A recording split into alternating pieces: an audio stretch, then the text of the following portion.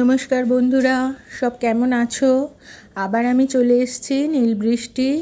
আচ্ছা, এখানে বলে রাখি, কাবেরী দি, তারপরে গঙ্গোত্রী দি, তারপরে বৈশাখী ব্যানার্জি, পিয়ালি, যারা যারা কমেন্ট করেছো প্রত্যেককে জানাই অনেক শুভেচ্ছা ও ভালোবাসা। বন্ধুরা সব কেমন আছো তোমরা আগে বলো।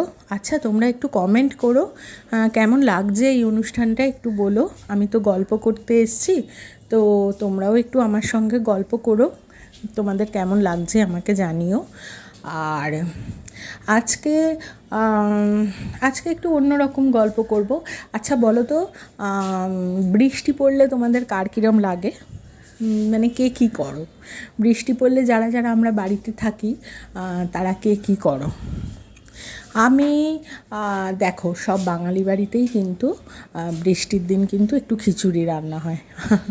আমাদেরও হয়, কিন্তু কী বলো তো, আমার ছেলেরা একদম খিচুড়ি খেতে চায় না, সেই জন্যে খুব একটা মানে খিচুড়ি রান্নাটা করতে পারি না, তবে তাও করি অল্প স্বল্প।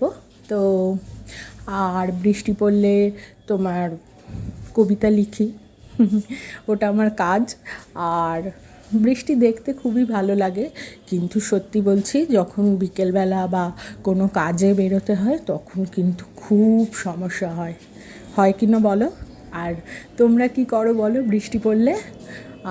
জানো, আমার মা উনি ভীষণ ভালো সঙ্গীত শিল্পী ছিলেন, আজকে নেই, চলে গেছেন 21 সালে। তো মা বৃষ্টি পড়লে না ভীষণ গান গাইতো, নানান রকম রবীন্দ্রসঙ্গীত, নজরুল গীতি, ভীষণ গান গাইতো। ছোটোবেলায় আমি সঙ্গে সঙ্গে আমাকে বলতো তুইও গা, কিন্তু আমি তো অত ভালো গান গাইতে পারি না, তো অল্প স্বল্প মায়ের সঙ্গে গলা মিলিয়ে মিলিয়ে গাইতাম। তো মা বৃষ্টি হতো যখন, একটার পর একটা বসে বসে রবীন্দ্রসঙ্গীত গাইতো।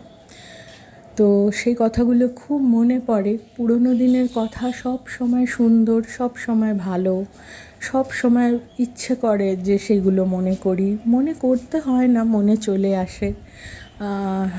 যাদের বাবা মা নেই তারা বুঝতে পারবে যে কীরকম কষ্ট লাগে, যে সব সময় তাদের কথা মনে পড়লে, আগের কথা, ছোটোবেলার কথা কিন্তু সব সময় সুন্দর, তাই না?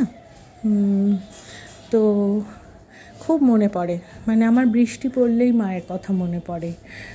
সত্যি বলছি, মানে প্রথম আমার বৃষ্টি যেই আকাশে মেঘ করে, মানে বৃষ্টি আসছে এরকম দেখলেই আমার মায়ের কথা সব সময় মনে পড়ে। তো তোমাদের কথা বলো, তোমরা কে কী করো, কী হয় বৃষ্টি পড়লে, বাড়িতে কি করো সারাদিন? আমার সারাদিন এই যদি বাড়িতেই থাকি তাহলে সারাদিন ওই আমার সাংসারিক কাজ, রান্না বান্না, খেতে দেওয়া, বৃষ্টি দেখা, বৃষ্টির ছবি তোলা, তারপরে কবিতা লেখা।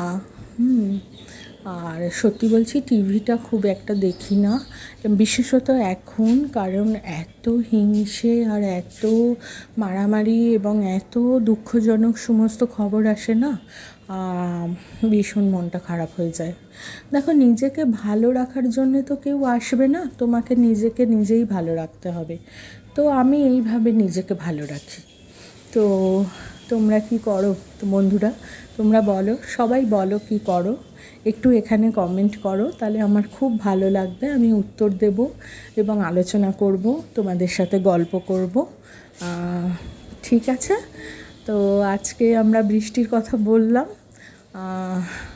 এই অবধি আজকে, তাহলে আসছি, টাটা। তোমরা কিন্তু এসো, হ্যাঁ, তোমরা কিন্তু কমেন্টে জানিও কেমন লাগছে এই অনুষ্ঠানটা, এবং আমার সাথে প্লিজ একটু গল্প করো। সবাইকে টাটা, সবাই খুব খুব ভালো থেকো।